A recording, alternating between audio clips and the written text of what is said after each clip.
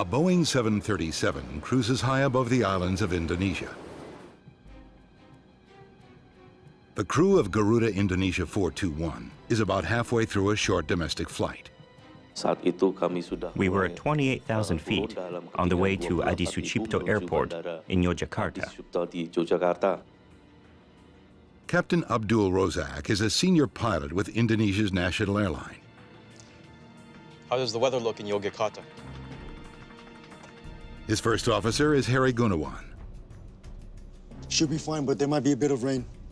I had flown several times with Harry Gunawan, so it was nothing new. We knew each other quite well. January is the rainy season, when the weather is unpredictable. Let's avoid that south. Say, heading 300. Control?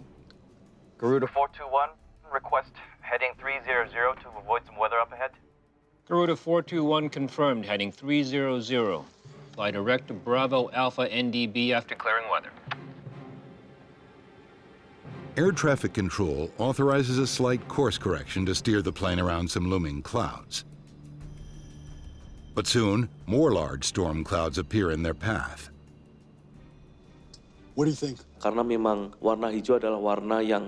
could see the green, yellow, and red on the radar, and I knew that the safest route would be towards the green. But moments later, the weather is suddenly much worse.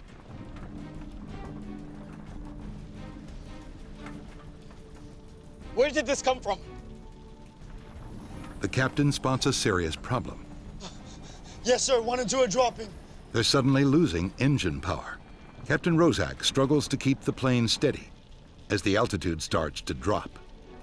With his plane falling fast and no other option in sight, Captain Rozak decides to do something few pilots have ever tried. Okay, the river then. It's our best chance. Yes, sir. Tell me what to do. No gear, no flaps. Watch my speed. The Solo River is narrow and twisting. Ditching a 737 on it won't be easy. Speed! 170, sir. That'll do. As they line up with the river, First Officer Gunawan notices another problem. There's another bridge. Altitude? 250. Bridge can't be more than 80 feet. We're good. It turns out I had to land the plane between two bridges. 150. Warn the cabin. Brace for landing. Bridge for landing.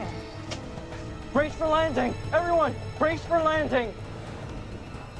Flight 421 hits the water at almost 200 miles an hour.